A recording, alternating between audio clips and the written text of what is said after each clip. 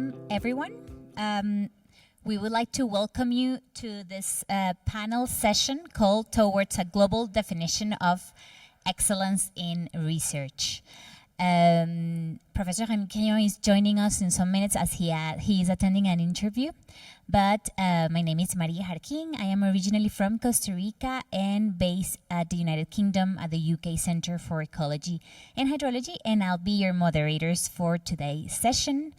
First of all, I would like to start thanking Rwanda for hosting us throughout the week with such a hospitality and warmth. Also to INGSA organizers for bringing us together. I'm sure very great ideas and connections will happen after so many years of virtual events. I will also like to thank our panelists who have been preparing this session for the past few weeks, and of course the Global Young Academy and CYE for being the session leads for today. I would like to start with a short reflection, because what a relevant moment to discuss, to reflect about excellence in research. We cannot think about science advice if we don't reflect about what is excellence in research. Is it excellence all about publications and winning grants? Or is it something else that we can also explore, like policy impact, science communication, and something else that we are going to address actually today with this fantastic panel. And actually, I would like to take now a moment to introduce the panel. I have asked them if they could share with me a fact about their career in research that I could be able to share with the audience, besides what you can already read in the bio. And as I introduce them, I will ask them also to reflect on what aspect of research excellence motivates them and inspires to be here speaking today. So let me start with Rini. So Rini comes from Indonesia, and she's a research fellow at the UNESCO Chair on Science Communications for Public Good. She considers her research career as unconventional, as she first started working in the Southeast Asia development sector for organizations like WWF and UNDP, and then went to research. So welcome, Rini, and would you like to address the question on why are you here? You have 1 minute. Right, thanks, Maria. So why I'm here is because this is the panel and the room and the people that I can talk about research excellence as a reflection of broader societal values and impacts, instead of just one criteria or one quantitative indicator. So that's why I'm here, because I want to talk about that. Excellent, welcome, Rini. Next, I would like to introduce you to Edmond Sanganiaro, Associate Professor of Northumbria University and member of the Global Young Academy. Edmond research focuses on pollution in oceans, but interestingly, it was until he started his PhD that he actually met an ocean for the first time. Welcome, Edmond. Thank you for having me. Edmond has said, the reason I'm really here is I've discovered that as long as we assess research focusing on some basic metrics like impact factor, number of citations, our assessments will remain subjective. So I'm here really to just highlight the importance of a holistic way of looking at research, because it's only when we look at research holistically that we can become objective when we talk about research excellence. Thank you. Thank you, Edmond. Next, I would like to introduce to Marie-Violaine Pont. She's a member of the Chief Scientist of Quebec's Intersectoral Student Committee from Université Laval. And her fact is very interesting. She says she was a musician and played at the Quebec Orchestra. However, I would say that that's a sentence that you always have to say in present. She is a musician. Welcome, Marie-Violaine, and why are you here? So thanks for the nice intro. I'm here because at the Quebec Chief Scientist Student editorial committee. Research excellence assessment has been a key concern for a couple years now, and now more than ever, I'm convinced that having people from different backgrounds, scientists from different backgrounds, are absolutely essential in advisory roles to government. So I think it's an effective way to bridge the gap between science and society. Excellent. Thank you, Marie-Violaine, and welcome. And we have Menico Risi, who is part of the steering committee member of the Coalition for Advancing Research Assessment, QUARA, in Italy. As a biochemist, he moved to policy without leaving research to better understand the research policy and support the next generation of scientists. Welcome, Menico. Thank you. Good afternoon, everyone, first of all. Briefly, I'm here because I disagree with the word excellence. So the more I get older, the more I think that excellence is not a right word and should be replaced by quality.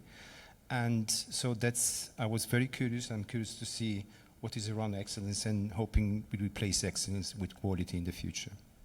Excellent. And with that reflection, we're going to start this panel.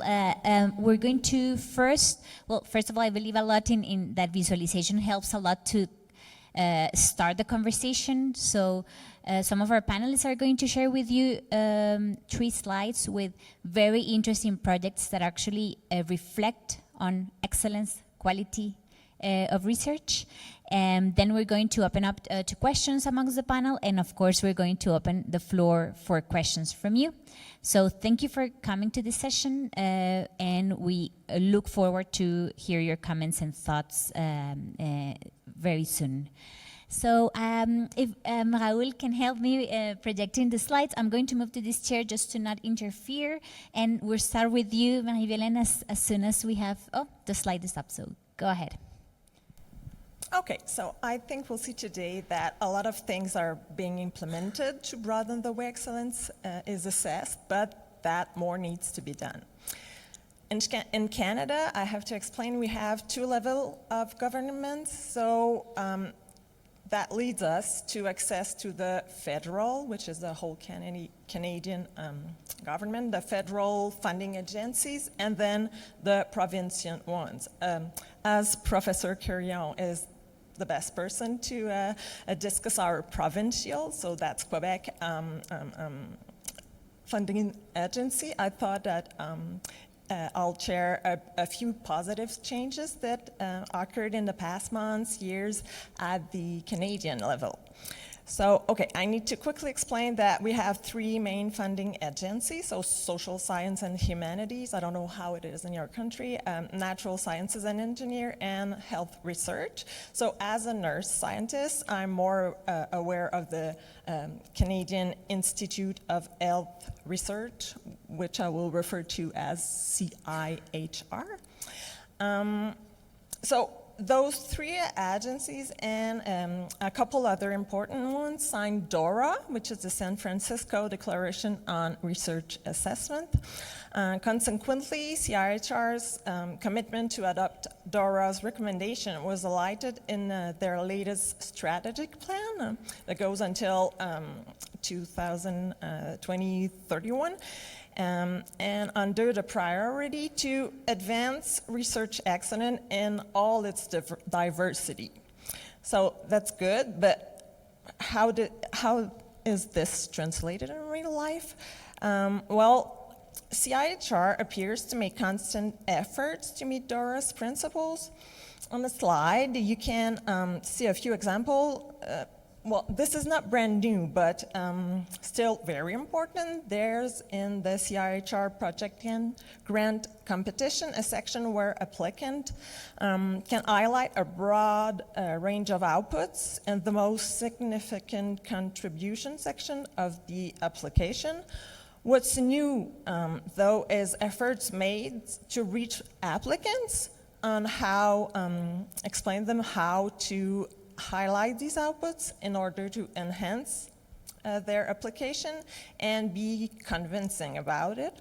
And maybe most relevant here is that what to do and what not to do while evaluating research. So I don't expect anyone here to be able to read all the right part of the slide, but that's from an infographic resource that reminds what used to be considered as research excellence and what else there is that could be equally important. So you can notice that the first point is here is the new point is influence on policy and practice. So that's highlighted.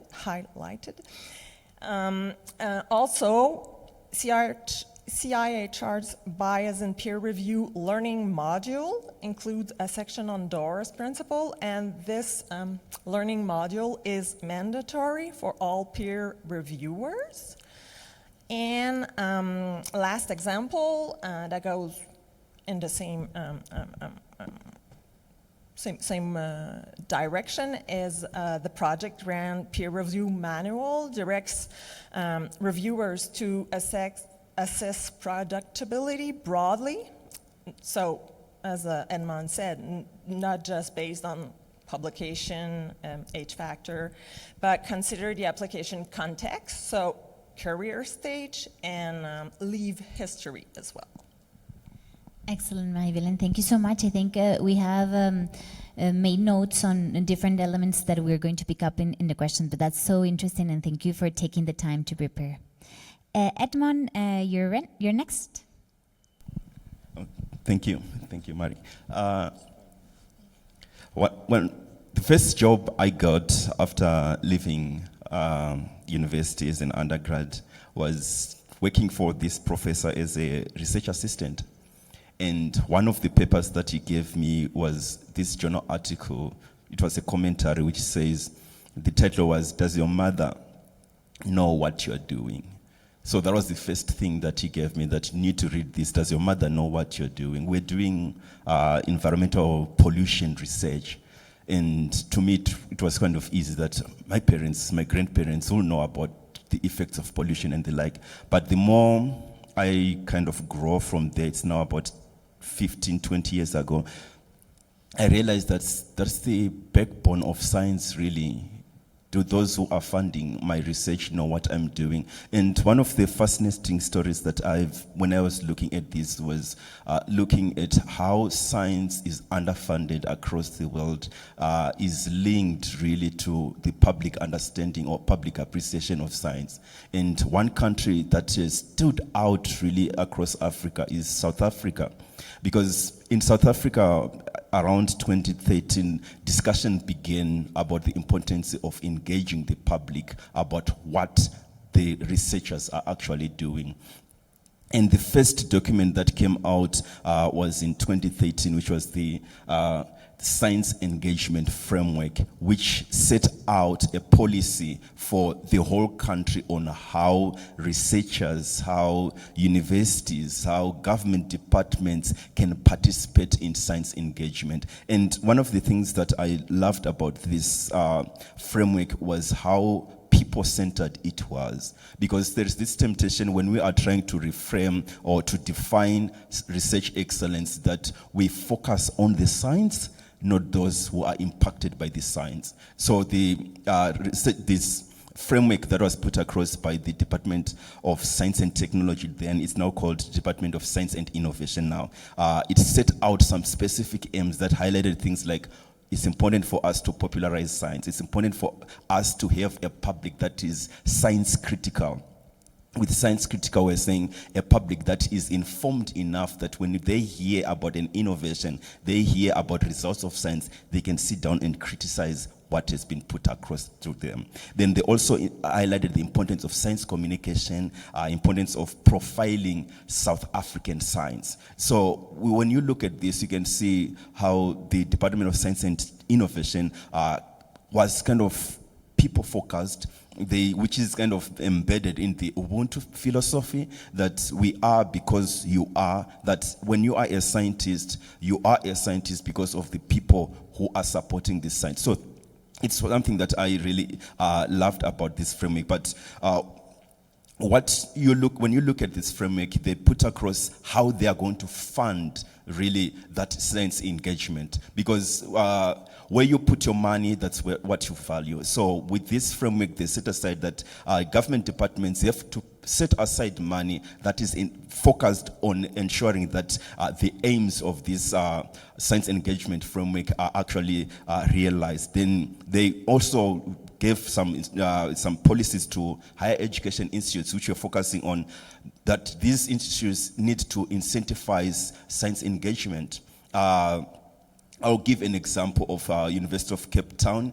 In 2013, 2014, they set up some awards, really, and they came up with some scoring system that when you participate, they called it social engagement, that your research is involved in the social engagement. You get points that you can be credited for your promotion. So that is what was put across. Then at national level, their Science Granting Institute also set aside some awards for recognizing those who are involved in science engagement. But when you look at this framework, you will see that there is something which is missing, which is how are we going to measure that there is science engagement that has taken place at an institutional level, at an individual level, even at a national level. So that's when the next framework was put across in 2021, recently. In this framework, they highlighted like 5 impacts that we are going to focus on: literacy, public perceptions, behavior, and they put some measures. Now, okay, how are we going to measure literacy? How are we going to measure perceptions? How are we going to measure behaviors? So it was now really something that is kind of more holistic on when we are saying we're engaging in science, what are the results of that engagement? But what really fascinated me more was they came up with non-impact measures, which are, for me as a researcher, that is where I'm involved, that the government recognized that membership on science advisory panels should be incentivized even for your promotion. So this is the framework that was set up in South Africa, and which really helped for the public and the researcher to have common language. Thank you.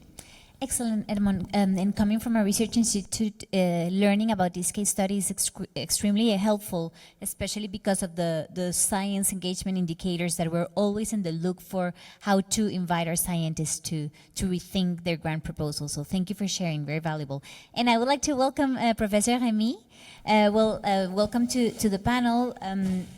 Everyone knows who Remy is by this point, but let me share with you the fact that he shared with me to share with all you. So back in the 2000s, as a neuroscientist, Remy was based at a lab in McGill University in Canada.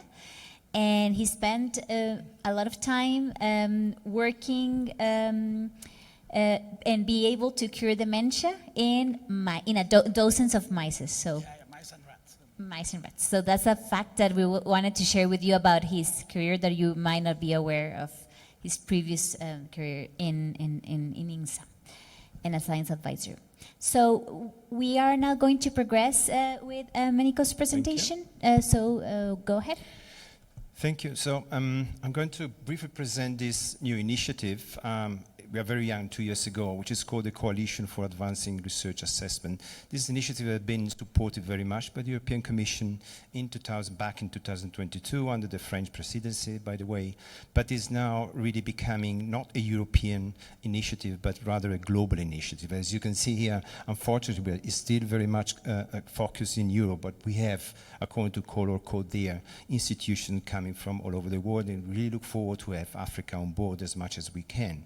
So the idea of Koala is actually to evolve, to build on the previous initiative like Dora just mentioned, but to make a couple of differences. Basically, is the institution joining the coalition, and by joining the coalition, the institution have to sign a document. It's called Agreement on Research Assessment Reform, and by doing that, it accepts the institution to put forward a roadmap that within a time frame of 5 years should really provide evidence of changing the research assessment culture.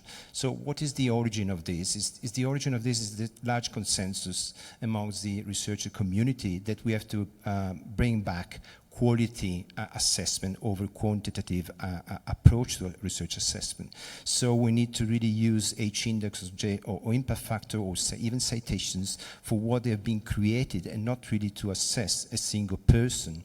And we really want to reward and recognize many output from research activities, which includes, by the way, mentoring PhD students, or which include, by the way, having a peer review activity recognized.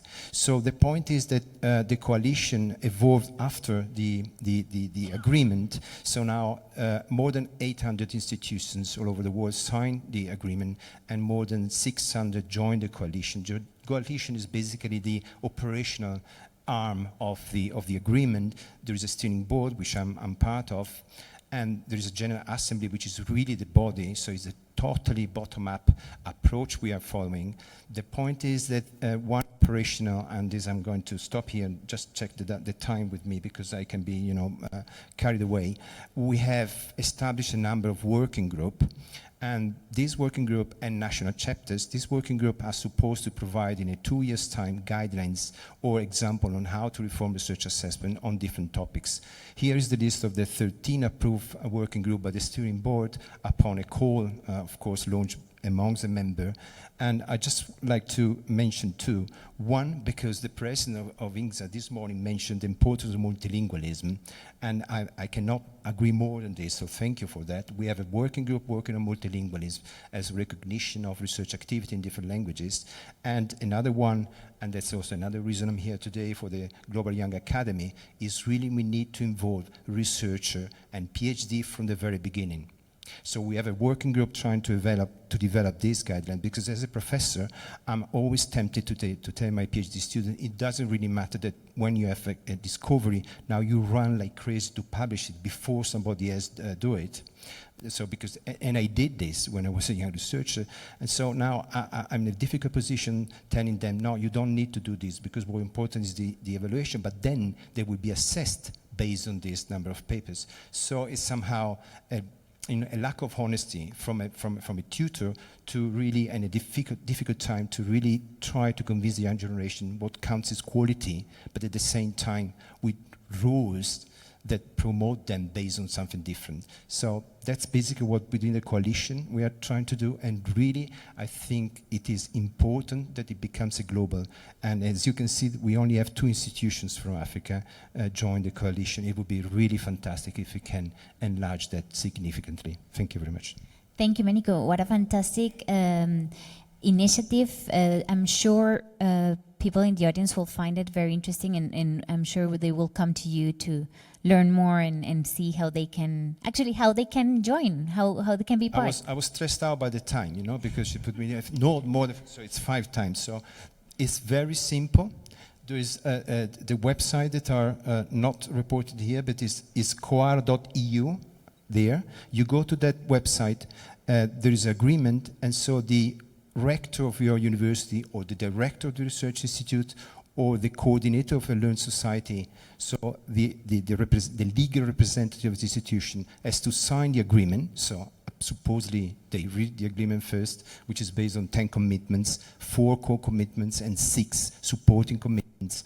And once they sign the agreement, they submit an application. This application goes through the steering board, and of course it's not really a selective criteria, just we want organizations that are actively involved in research, and we don't want individual. So at that point you're in, there is a representative you have to indicate in the application, so this representative will be invited to all the General Assembly, to all the activities, and then the really important point is to start becoming active within the working groups.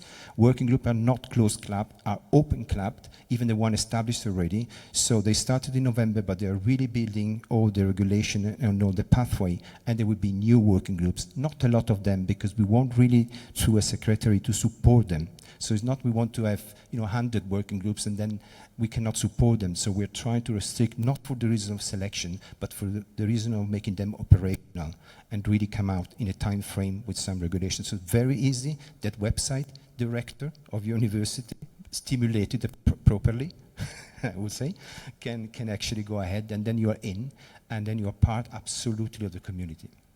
Excellent. Well, thank you for expanding on that. So coara.eu, and I take that as an action note as well for myself.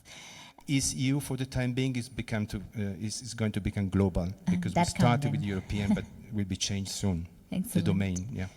Well, we have here now 3 case studies from North America, Africa, and Europe/global.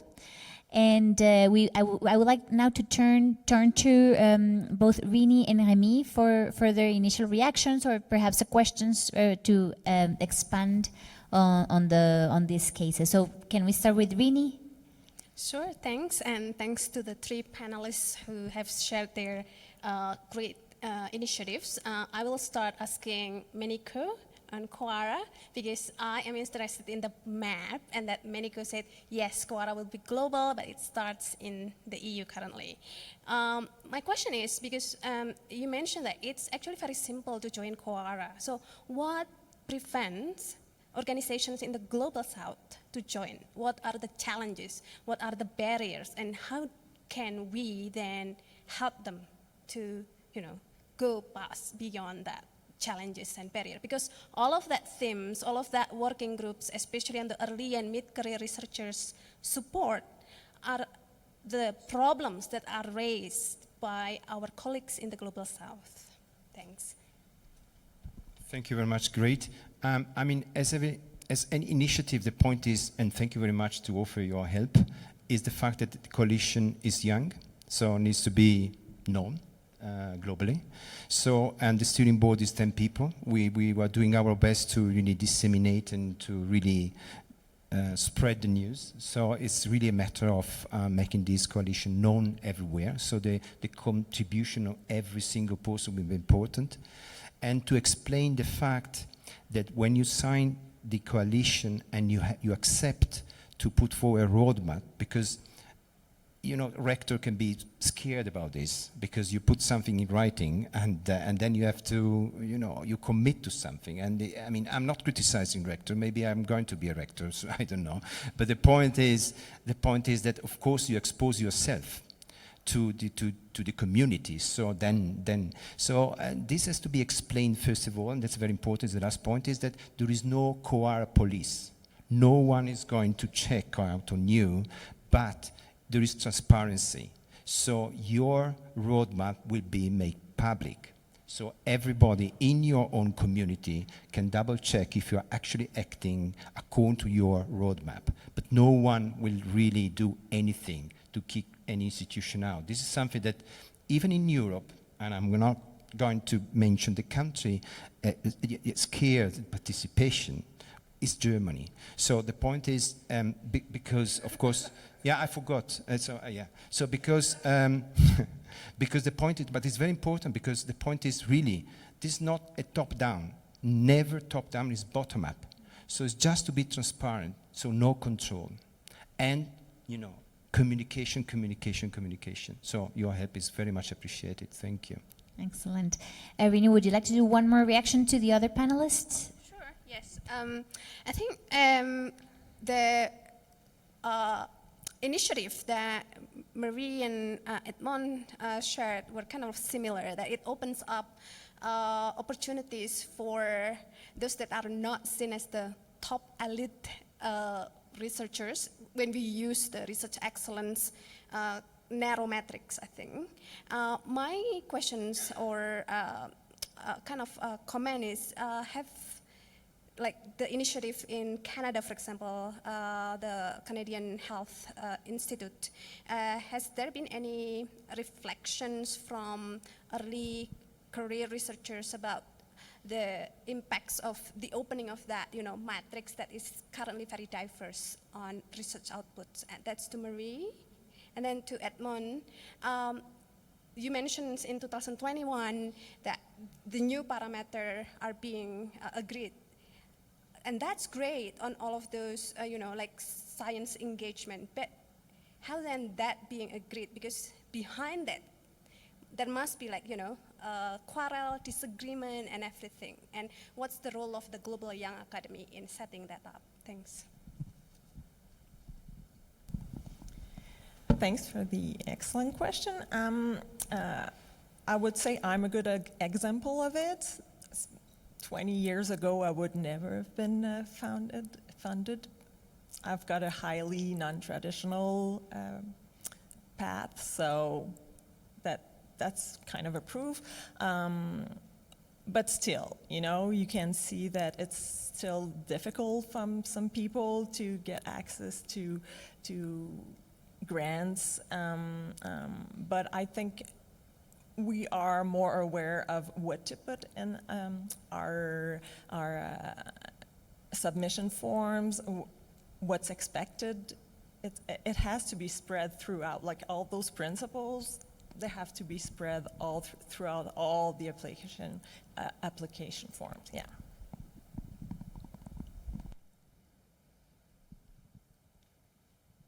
Oh, thank you for the question. I'm from Zimbabwe, not South Africa. I was presenting the case study of South Africa because it's a good example of good best practices on addressing the issue of social engagement and knowledge exchange. One of the things that I noticed when I was looking at, has there been any reflection regarding the SEF 2014 and the latest one in 2021? What I found was an article in The Conversation by some South African researchers, and what they highlighted was what was missing in all this was the training of researchers and training of the evaluators on addressing the importance of this one. And I tend to agree with that aspect because I served as an evaluator for grants for the NRF in South Africa, and one of the things that they emphasized again was public engagement, that when you're evaluating a grant proposal, look again at the aspects of public engagement. So that is what they are actually doing right now in South Africa. Now, looking at stepping back in my role as former president of Zimbabwe Young Academy of Sciences, I looked at that South Africa example and trying to compare it with the practice in my home country in Zimbabwe, where this year there was released guidelines for how universities are supposed to recruit lecturers up to professors, and what was missing from those guidelines was public engagement, social engagement. What was emphasized was the amount of money that you got from grants, the number of publications that you have, your level of education, but nothing on social engagement, which is disheartening, so to speak. Then looking again at as a member of the Global Young Academy, with our values, our emphasis on DORA, it's really important again to those indicators that were put in place by the Department of Science and Innovation South Africa can be really useful really to the way that we create training programs to help in evaluation, to the way we train even researcher and capacity building, to move on from just focusing on technical aspects, but also looking at the impact aspect of the research that you are doing. So those are some of the things that have been done in South Africa, and some things that we can learn from all other young academies from the world on what is happening in South Africa. I will just add on one more thing. After the DSI published the 2021 framework, the Academy of Science of South Africa came up with their own strategy for science engagement. They looked at what has been developed by the government and developed their own. The National Research Foundation, again, did the same thing. So you can see that it's not something that is just only in words, but there's some actions that are being put in place by the responsible parties in South Africa. Thank you. Excellent. Well, thank you, Rini, for these follow-up questions to panelists. And I would like now to turn to Remy. I'm conscious that you couldn't see the first two case studies, but perhaps you would like to react to Meniko's, and then I will follow up with my first question to you. Well, sorry, I missed part of the deliberation here, and my mind is still with the previous events. With the Prime Minister and the Minister.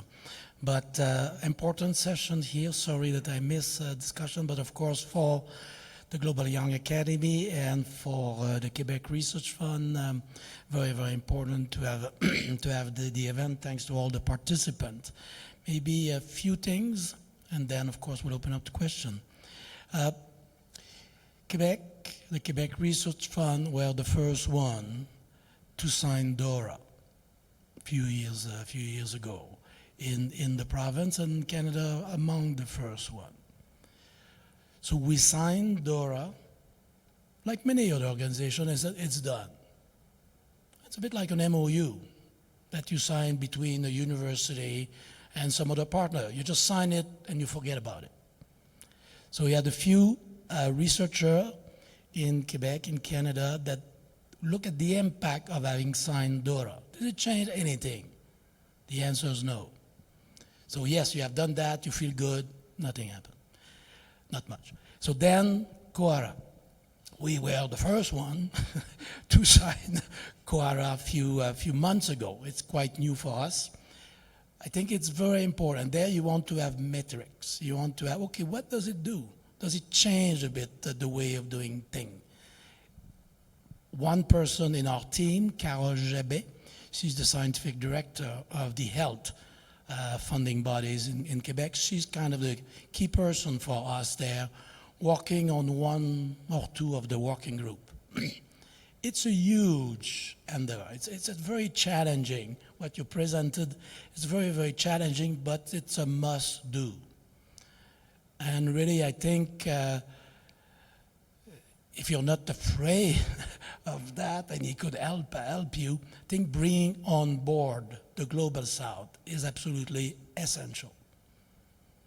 Otherwise, if we continue between Europe, between North America, it's a waste of opportunities. So I think we have to bring you, your knowledge, and maybe different way of doing things. She mentioned, Maria mentioned, I did most of my career at McGill University.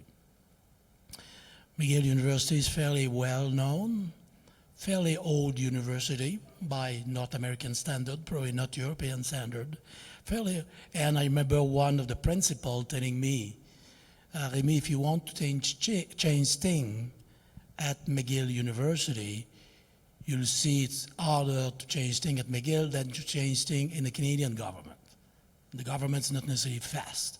So to change, there is a lot of rule, tradition, unwritten way of doing things. If you want to change things, very challenging. Maybe there is an opportunity here in Africa. So some of the newer university, or maybe these organizations like in South Africa, in RF, that are willing to try things, to learn. It will not be 100% proof. Sometimes will work well, some time will not. But that's the beauty of it. At least you can try things. That's something we hope to be able to do with COARA and the participation of the FRQ, the Quebec Research Fund, into that exercise. And hopefully, the fact that we have signed it in Quebec now will bring on board the rest of Canada. But they had reticence about open science, now that it was a huge challenge in Canada. So I think that's one aspect. The others that maybe you discuss a little bit, depending on one of the questions you have, and someone mentioned that training members of panel. Because like for us at the board, let's say, of the Quebec Research Fund, we could say, yeah, it's important, public engagement, very important. But then when it comes to the panel, submit a grant, people look at it. If the panel member don't believe into it, or there's no mark associated to it, or they are not obliged to do it, and consider it, that have very limited impact. So we need to find ways, better ways, and we're not there yet, to train member of peer review panel. And I used to review a lot of grants. I'm sure you're doing that as well. In a sense, it's easier if you only have to count paper. But that should not be the end game. It should be part, of course. Publication is key and will always be key, but public engagement, other type of activity also should be there. So as a funding agency in Quebec, certainly something that we're trying to change. It's a change in culture, so it doesn't happen overnight. And if we do it alone, it doesn't work. The university has to have to be engaged as well as much as us. Because if it's only us, in terms of getting a paper, getting a grant, getting a scholarship, it will have an impact, but limited. We need to make sure that at the university level for promotion to the rank of professorship, these elements will be considered as well. Otherwise, we waste our time.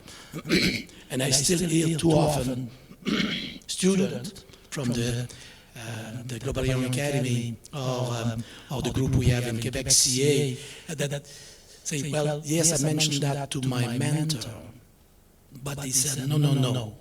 If you want to be called biochemist, you need to know biochemistry, I fully agree. You need to publish in biochemistry, but the rest is junk. Don't think about these things. Focus on publication. So we need to change the culture.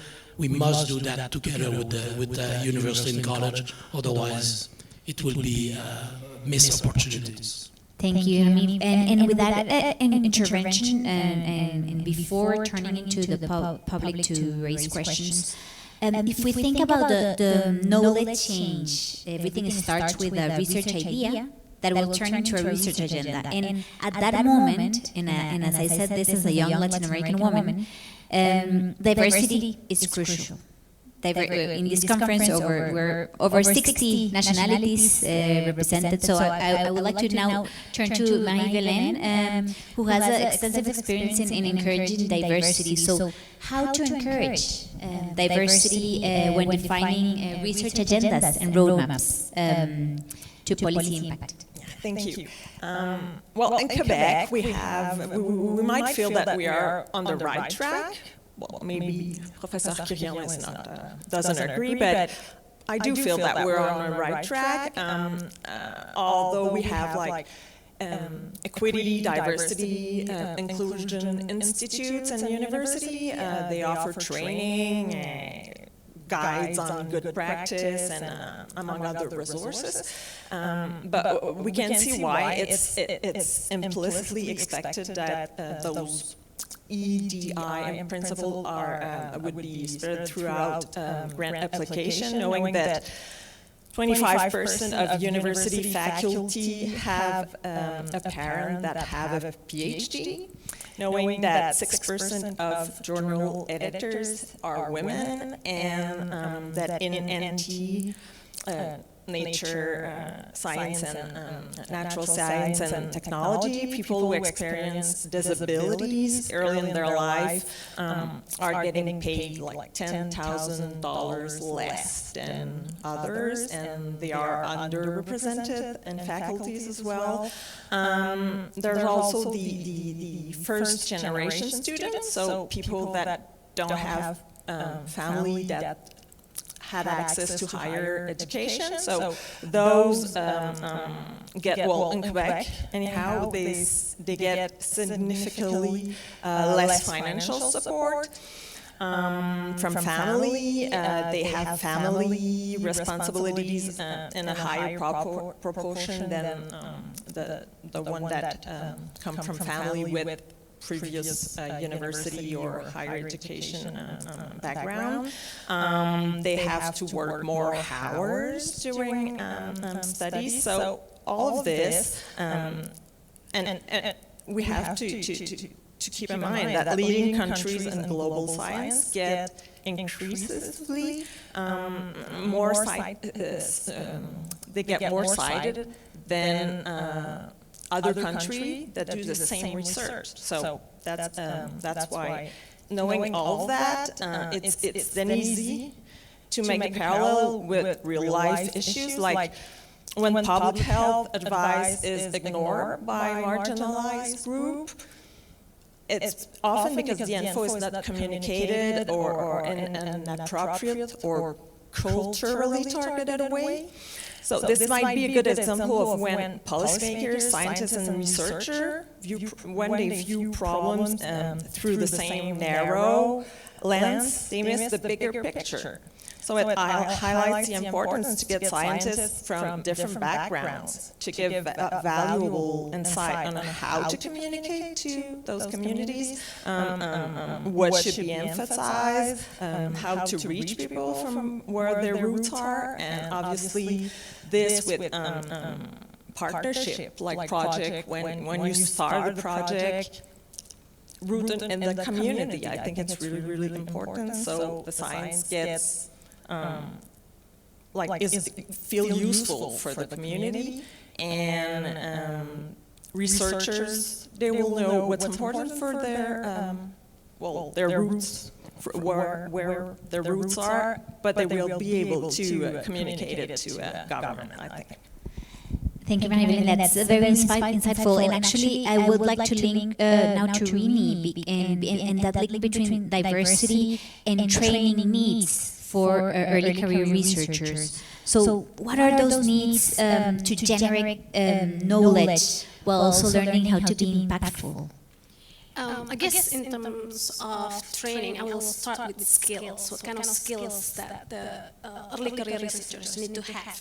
So I guess the first one is the ability to engage wider knowledge producers and knowledge users, and engage with diverse variety of knowledge forms, epistemological form. So that's the first skill. And then the second skill that early career researchers need to have is identifying how that researchers' research has impact on either policy, either economy, culture, or environment. And then the third one is then reimagining, the skill to reimagining what kind of policy impact is actually one can do in terms of scale, for example. I remember Professor Rami this morning talk about, well, doesn't have to be global or subnational, but can be local, because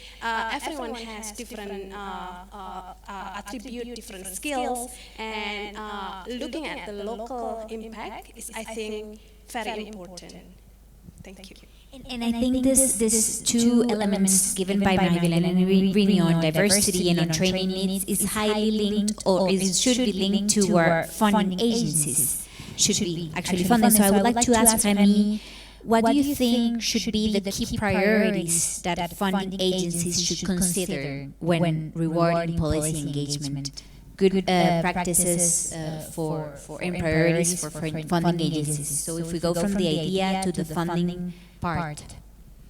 Yeah, thanks. I mentioned that a little bit in some of the comments I made.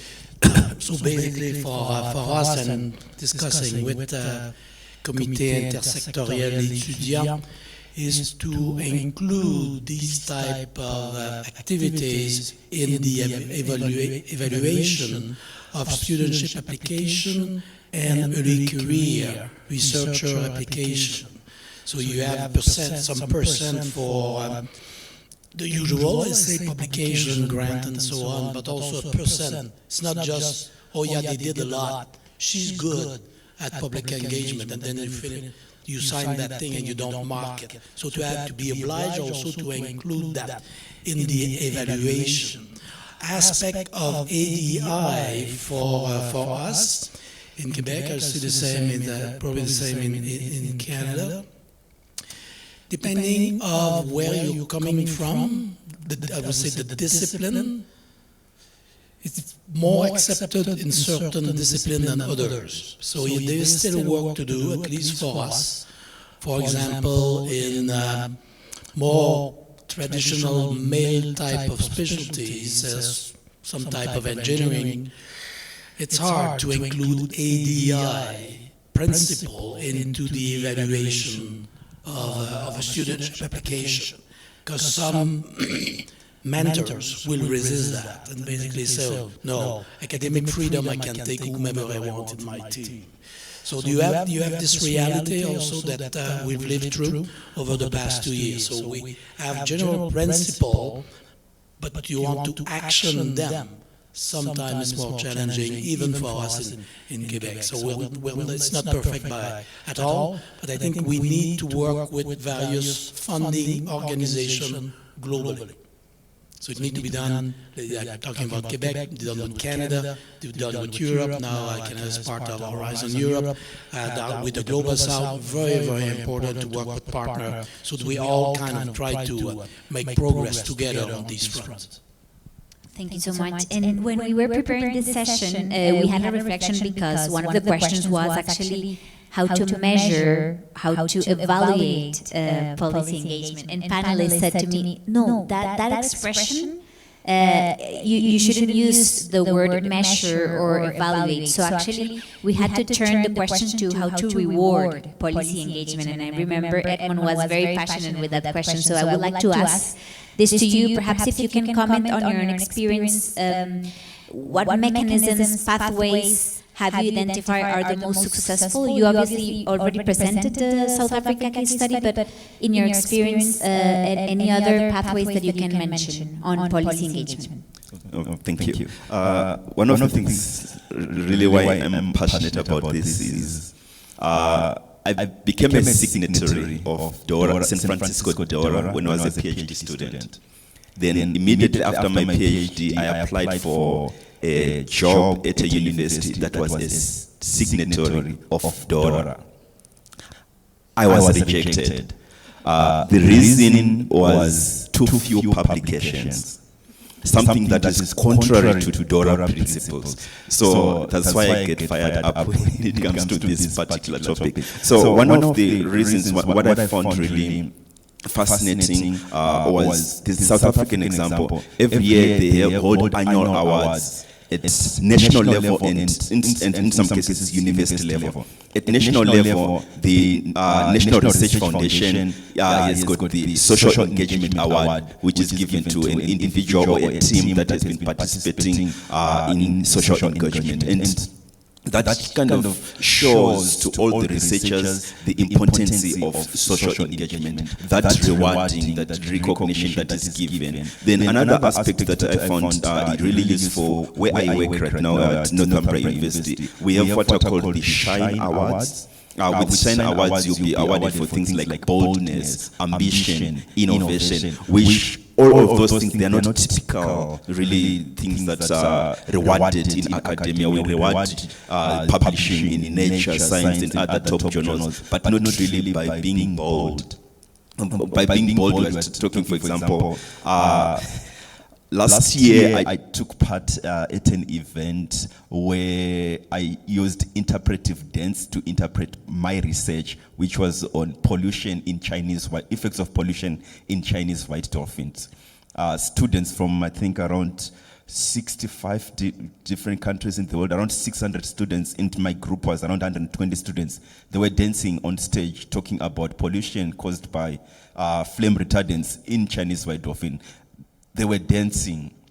That one was kind of a way of like opening me up really on other avenues really where people are engaged in social engagement, but those small things, they have real impact in people's lives and they are ways of rewarding. So those Shine Awards are a good example. Then another example that I found useful was at the stage of knowledge creation.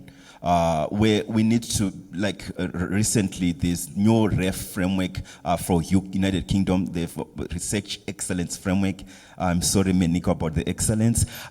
The Research Excellence Framework, they now introduced what they call culture, research culture. And the research culture again links again with this important aspect that we're talking about today, how we engage with the public, how we are engaging even with the team members, with other people. All those things are really important. So it's now part of the research culture, which is now evaluated against the Research Excellence Framework. And one university that had stood out from me is Newcastle University. They came out really guns blazing and set up some way of demonstrating research culture, and public engagement was one of the things that was highlighted. So yeah, I think there are ways that we can really rethink how rewards are made in research. Thank you. Thank you. Very, very insightful, Edmond. And just before going to Menika, I would like to ask the audience to start preparing your questions, because I will turn to you in a minute after the next intervention. So, Menika, global definition of excellence or quality, is it possible to attain? But also, how can global initiatives like Quora contribute to reform research assessment, and why is it important that countries are actually part of this network? I have 1 minute, yeah, to answer this question. Yeah. We are a bit ahead of time, so. Right. so first of all, many things have been said already. I just would like to reinforce the fact that it's important to go global, but it's important to go global because we need new ideas. So what Remy said is, we are not just making a club, we look for ideas, new ideas. And this doesn't exclude that still the local community is important, and that's why Quara is also what is so-called national chapter. So a single country having a specific problem with some kind of bias, for instance. In Italy, we have a recognized problem of gender bias, that's clear. So one of the topics that the national chapter in Italy is facing is gender bias in Italy. So it doesn't exclude the local needs. And we look for ideas. That's very important. The other point is how Quara can be actively or do something. We have to be, in my opinion, very pragmatic. So in many countries, who does the rule is the government and the Ministry of University Research. So the point is, and the stakeholders, the Ministry of University Research, just talking about Italy, yeah? So I spent 5 years in the National Research Assessment Agency, so the independent body assessing research all over the country. So the point is, the government stakeholders is, in our case, the agency, then is the conference of all directors, and there is no stakeholder directly with the academia. So the point is that if the community, a national community, which is made of researchers, recognize Quara and make a national chapters, and in one of the milestones of the national chapter is to set up a meeting with the Ministry of University Research, and the Ministry of University cannot refuse this because it's a representation of 60 universities in Italy. So they will invite him, they will invite her in our case, and they will discuss with her. So the point is that to have things done, you need to talk with the government. And to talk with the government, you cannot rely only on the Conference of National Rectors, you know, because they, of course, and it's fully understandable, they have their own interest in a good way, yeah? I'm not, or you cannot rely only on other stakeholders. It's the community, but the community cannot talk directly to the ministry. So how to fill this gap? University, not the single individuals, that's very important. Every single university join the coalition.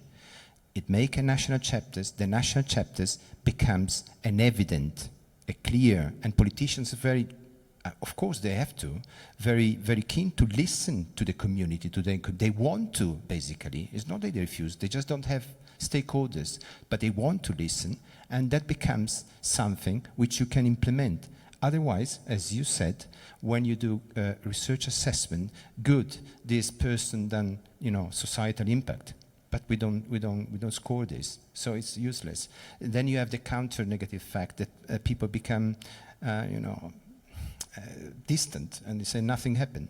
So you need to be strategic, in my opinion, very transparent. There's nothing wrong. I mean, we are a community who want to talk with the ministry, we want to talk with the government, and we create a tool to do that. So that's important. And I would like, no, I wanted to say something more, but I think it's over with time. Thank you. Well, actually, this panel has been fantastic because we're 10 minutes ahead of time of what we have planned, actually. May I ask the audience, do you have any questions that you would like to address to the panel? Oh, well, excellent. A few hands raised. Excellent. So I will start with INGSA from the Global Young Academy as a session lead. So INGSA, do we have a microphone in the room? Excellent. Fantastic. Then we will go to Joao, and then I'll see the other hand. Excellent. Then we will go to you and you. Excellent. I'll see you. Thanks a lot for the panel. Actually, as a person coming from the working group of Quara, trying to really reform the research assessment and being from the global south, I'm just wondering that in general, supposing that we are going to have new standards. So what we call it, consider as the research assessment for especially for early career researchers, that public engagement, citizen science, or impact on the society will be important, not the other standards that we already have. I'm just wondering that all these standards will be applicable for the people from South? supposing that, you know, as you said, we are going to have the language barrier, we are going to have the amount of the grant, of course, it will be really different from a country from south and north. Maybe people said that, okay, the grant that you gained, you know, it's not really comparable with what we have in north. So with that money, you didn't do anything special. So I'm just considering that in future, is these new standards will make new problems, and then we should change again these new standards be applicable for the South, especially that we don't have any representative from these countries in Quora or the organizations that they are trying to make new standards for scientific society. Thank you. Thank you, NC. Well, the question wasn't addressed to a specific panelist, but you were mentioned, Cora. So yeah, Manika, would you like to address it? Yeah. So thank you. I don't see that we will end up with a final solution that will solve all problems forever. It's going to be, you have to keep going and adjust things as they come. That's just very reasonable things to do. That's why we need more representation from other countries from the very beginning, to try our best to avoid this. And second, to not really to create a global standard, to create a set of general principles to be adapted, and when then we call them standard, to single reality. So there is a difference in developing a general principle and developing a standard. So personally, I wouldn't go really to have a global standard, but a global general principles. And how to adapt this global general principle, for instance, recognizing activity or peer review in career, then it comes, to a specific country or even region. So I wouldn't really change this from bottom up to top down. I would just develop general principle and set of standards that can be different, but all respond to the same general principle in different countries. Excellent. I wonder, excellent. Rini, please go ahead. Thanks, NCA, for that questions. And I think I want to reflect from a position as an early career from the Global South. I think to have that general principles of opening research output to be more diverse, for example, by having this kind of science engagement or public values impact. From the Global South perspective, we do that a lot, actually. All those engagement with communities, with civil society organizations, and with the governments. What we do have problem is about publications. And that's when predatory journals coming into play, and then, offering shortcuts to a lot of early career researchers from the Global South by asking them to pay a lot of, fees. That a lot of Indonesian government support for research actually going toward, these predatory journals. A lot of them. Yeah. Excellent. And now we'll go to Joao. Could you please introduce yourself and address the question to a particular speaker? Yes. Good afternoon. My name is João Pinto. I'm a Portuguese researcher. And I'm involved in an Erasmus Plus funded project called Bridge, where we are exactly trying to find ways to connect science and policy making. And of course, we get to the same conclusions that one of the challenges is that researchers, the definition of excellence in research does not include that much of that engagement with policy. We get to the same conclusion. But the problem at the end of the spectrum is that even though we get to the same conclusion, we also realize that researchers do not have the necessary skill set to be able to engage with policy. So the challenge we are facing is we not only ask researchers to be familiar with the research method, with scientific method, knowing how to do research, but then we also ask them to have skills on advocacy and policy making. And because advocacy and policy making also requires heavily on communication, social media engagement, we also ask them to have skill sets on communication and social media engagement. Aren't we asking too much of the same person actually at the end of the day if we want to have excellence involving all of those parameters? Thank you. Wow, fantastic question, and has crossed on my mind as well. Anyone would like to? I see Edmund a bit. Is anyone? Sorry, Edmund, I didn't address, but actually would like to hear from the examples, especially because they are doing it, but also at the end of the day by little Excellent. gentlemen. So, Marie-Hélène, Edmund, or Menico, please. Okay, Edmund, go ahead.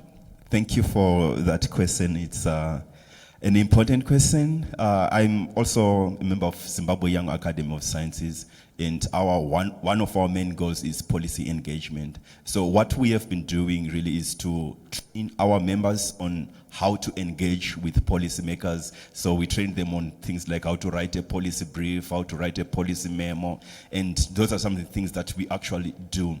And one of the things that we noticed was reluctance among researchers to participate in policy making. That was what we thought was people will consider policy making engagement a burden, but what I noticed was people were just not interested.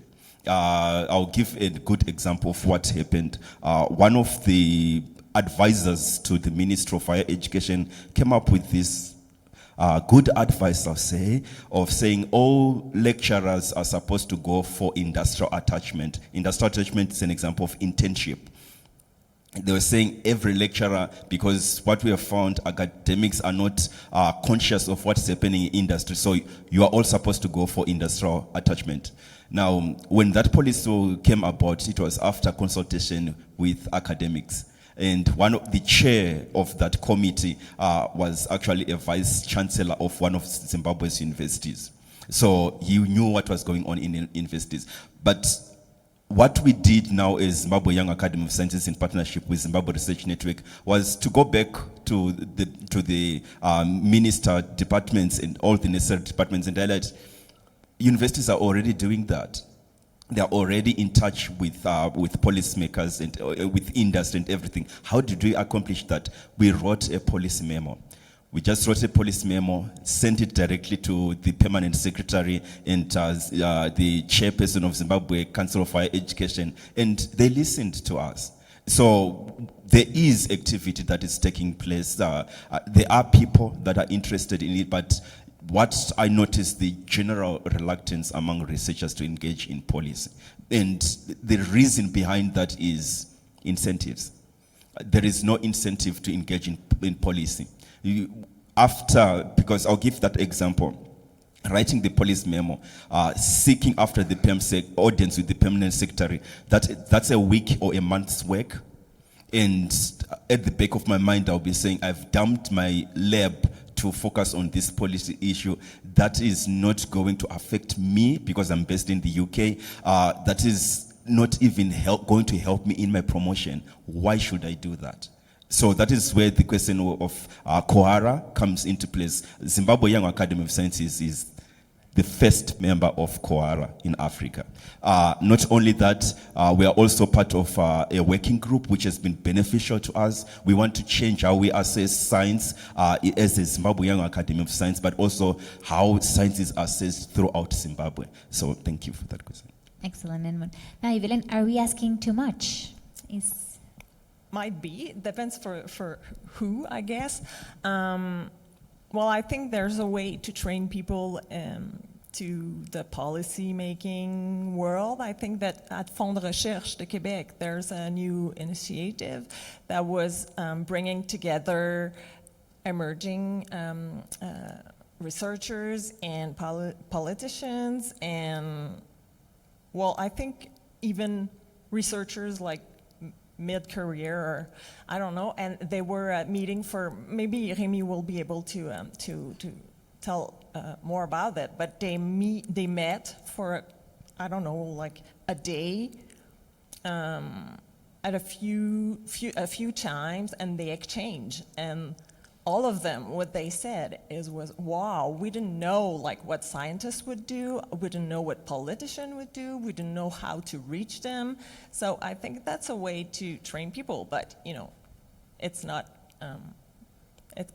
obvious that you will get the chance to do that, but I think it's really important, and also including it, you know, in the curriculum at university to be like to be able to know how the system works. And in the nursing science program, we have at the undergraduate level, we have a course that is essentially who to talk to if you want to change things. So I think that's a good start. Excellent. And this question, actually, if, I think panelists are very interested in replying, so perhaps a 1 minute intervention. Yeah, very short. So first of all, it looks like we are moving from what wonderful ideas and principles, how do we implement them? So, and one point is, are we really sure, I'm not talking as Quora, this is my personal point of view, first of all, are we really sure we want to recognize every single individual for everything or not? And what is a mechanism to differentiate things? Is the fact that the government reward the institution for the entire activity. So we run a research assessment at the level of the institution, and we fund them, which is what is going on in Italy, for instance. Then within the institution, then you know who is doing what, and so you can recognize. So there are mechanisms to be put in place, in my opinion. That's what I wanted to add on this. Thank you. Maybe I'll just add a little bit, and basically adding somewhat similar to what you said. I don't think that everyone should do everything or try to do everything, but we should be able to offer to those of you interested that can learn about science policy, writing brief, which are a pain in the neck, I must say. But I think we should be, and that's what we're trying to do, to able to diversify the training program, but it's not everyone that need to work or try to be trained on everything. And if you're not good into communication, you can learn a little bit, but that's hard work as well. And if you do bad communication with government, you'll do so much harm. That's better that you stay in your office and your lab. So I think it's important to keep that in mind. Thank you. And we have 10 more minutes, so we will take this to exactly the man in the back.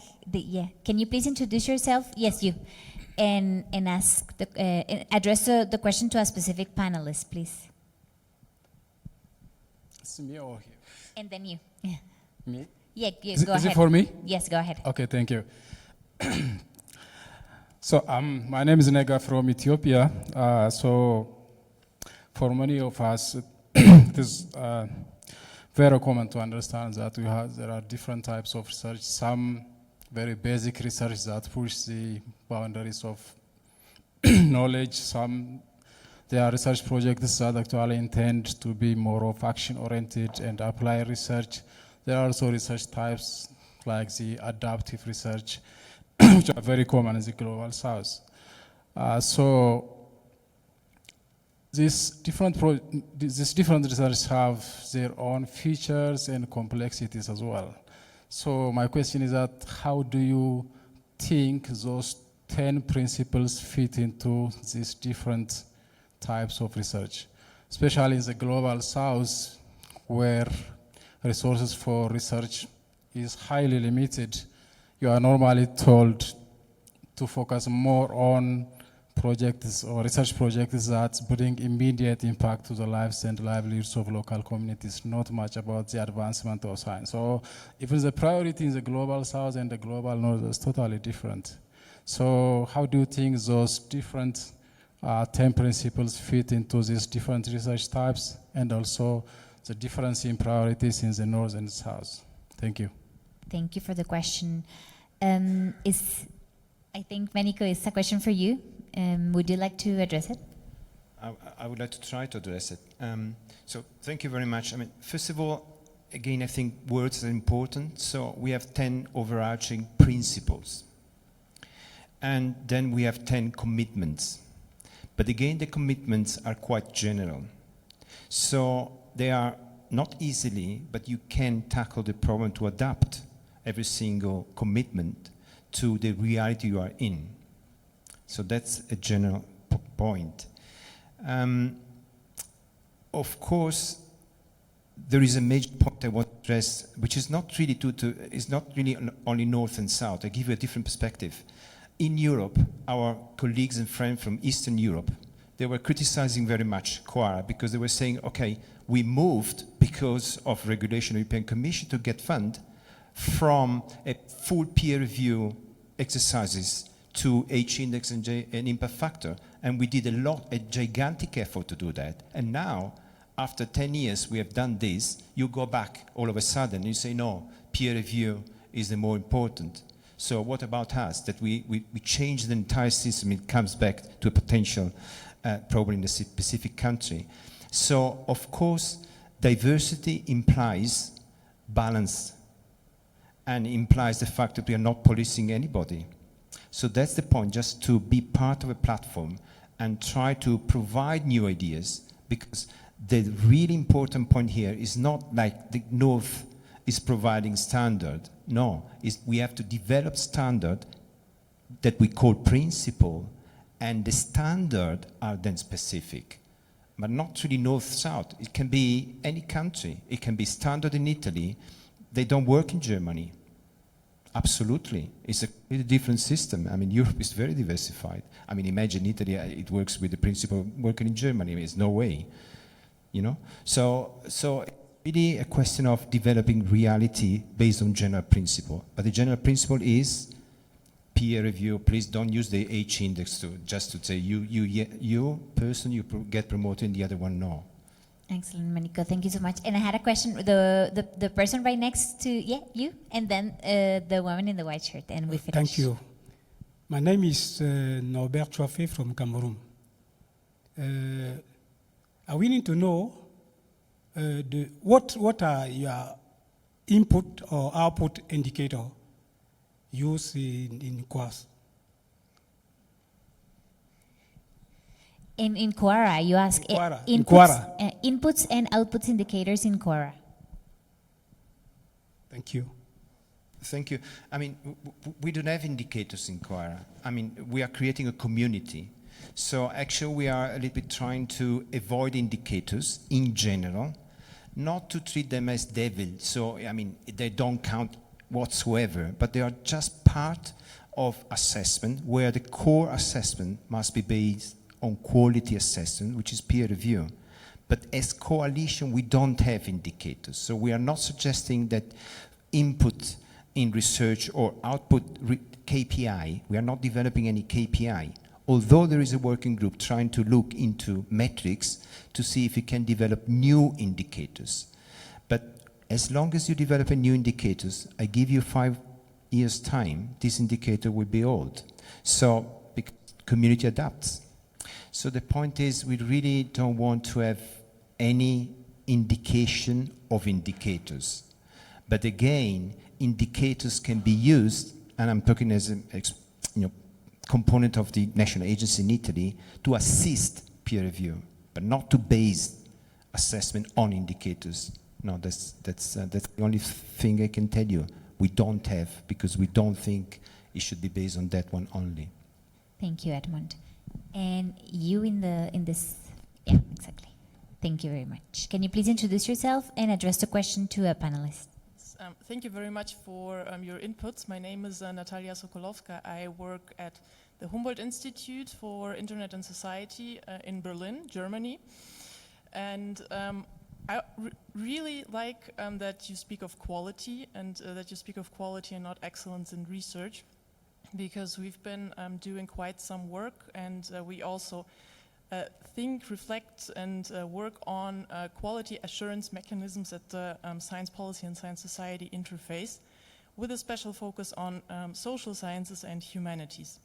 And I think it's more challenging for these disciplinary groups. Maybe I'm wrong, maybe I have a bias, because that's what I've been working I think the last 8 years.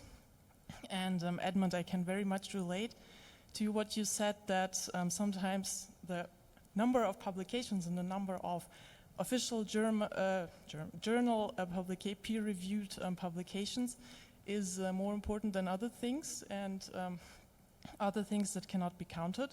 I think a possible approach could be to start rewarding great literature like policy papers or impact reports, because it doesn't mean just because they didn't go through the peer review process that the quality behind is worse, and that these are kind of second-class publications.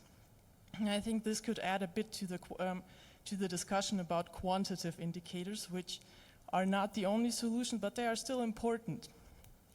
And then, speaking of qualitative indicators or qualitative approaches, We did also some work on, formative evaluation, formative assessment, like assessing the process of coming to societal impact. And I was wondering, and I think, Meniko, this is a question to you, like in Quora, or because you've been probably talking to a lot of institutions and a lot of researchers, is one challenging aspect for social science and humanities is time and quality, because the societal impact is, for example, a change in a social debate, in a societal debate. It's not done when, in the moment when you hand in your research report and when your research project is over. So how do you deal with that, and how do you reward time, so a change that does not happen right away? Thank you very much. Again, not an easy answer. I mean, first of all, von Humboldt done such a wonderful work. I would challenge you, what about you include fine arts? And we move to music as well assessment, and we include, all fine arts and music under the umbrella of research. So, because we didn't talk about this, we are always, I'm a biochemist, as biochemistry counts and nothing else, but it's not true. And we are forgetting our colleagues working in fine arts, and to define what they are doing, what is research in fine arts and what is research in music. So it's something for you, maybe you can develop something brilliant as you've done with that SSH. So the point is, second point is, policy is very important. At the beginning, WHO was taking a part in the discussion of Quora because they have the same problem. So WHO published a number of policies, and these policies impact tremendously global. So, but they are not peer-reviewed papers. They just published, so imagine the COVID. So we behaved the planet according to, policy published by WHO, and these are not papers. So imagine in SSH, it's not only the problem it's also a problem in health. So that's a very, very important point, and I think that a global institution like WHO should really raise the point even more. That's a research output with a tremendous impact. Third point that we were touching is about the social sciences and humanities and timing, linked to publication of monography, for instance, which is not, that's again the fact that we are not developing a global or even discipline standard. We are developing general concept. So the peer review is important. The fact that your community discussed about what you published, and we can measure that, that's important. But the number of outputs, it is important, for us it is important, but cannot become a global standard because it depends on disciplines. So that's why in Quora, learn societies are invited. And that's why we have a working group on SSH, which is coordinated by Gabi Lombardo, probably you know her, in Brussels. So, of course, we need to recognize diversity, and diversities in north, south, east, west, which also means diversity among these disciplines. And if you want to go further, I can tell you, I've been working on malaria, and here I have a top neuroscientist. I mean, it's not the same if you want to discuss about what you do in neuroscience or what you do in oncology with respect to what you do about studying metabolism in the mosquito midgut. I mean, it's really time of publication and type of publication, they are different. So this type of differentiation is mandatory, but the overarching principle should be global. That's my view. Thank you very much for this question. Thank you, Meniko. Is there anyone else in the panel that I would like to just add any final remark between?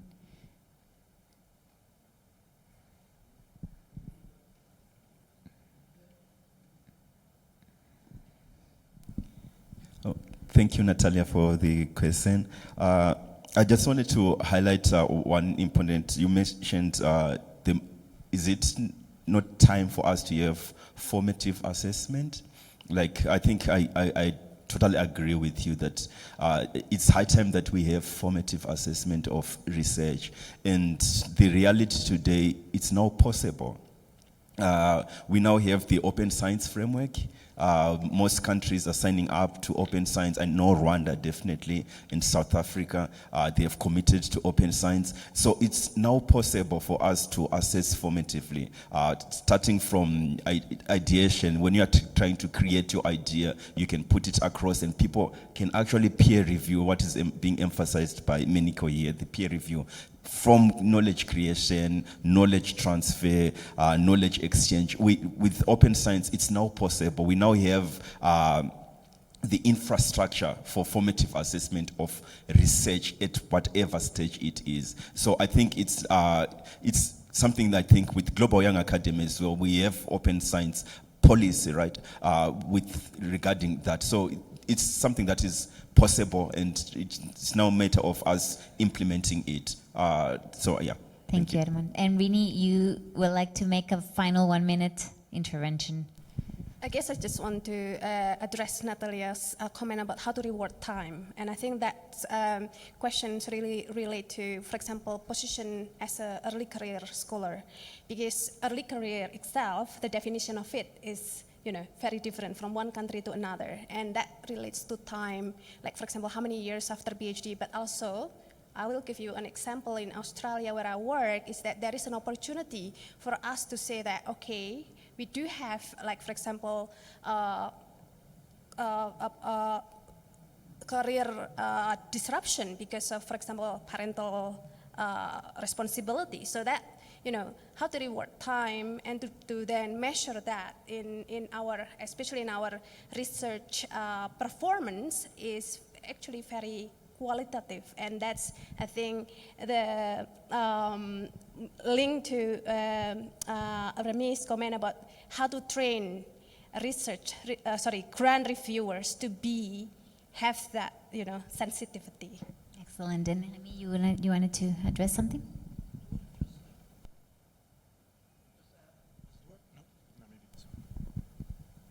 Yep. Just a final comment on my side. Great, good discussion, and it's an INGSA session, an INGSA panel.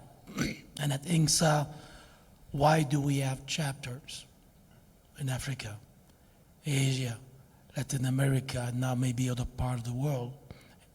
It's because we cannot be one size fit all in science advice. And the same thing apply here. So that's why I think working with you and others, but to say, yes, overall the general principle of COARA are great, but it cannot be a global, unique indicator from Brussels or from Roma or whatever. So, and that's a bit, yeah. But I think for us at INGSA and this type of session here, adapt the way you do business to the local situation. And you can learn. The local here, local in Latin America can learn, vice versa, Latin America to North America. So I think that's type of the model that we like to promote. That's what we've been doing for a few years, and hopefully we'll be able to continue to do that over the next decade. Merci. Excellent. And we're finishing 3 minutes ahead of time, and just wanted to close with 2 key messages. First of all, a huge thank you to our panelists that really invested a lot of time and expertise in preparing this session for today. So thank you so much, and for being so to the point and so excellent in terms of time management, and very interesting what you just shared. And to the audience, thank you for your great questions and contributions. I really invite you to join and address our panelists, continue the conversation going, continue the conversation, ask questions, make connections, and please do ask more about these initiatives that we presented today. I just have a quick announcement. So just a reminder that the next sessions will start at 2:15, so in 30 minutes times. And for lunch, find ushers at the buffet line with lunch voucher. So you need to collect your voucher before accessing lunch. Please remember to wear your badges for identification. Thank you very much, and enjoy lunch.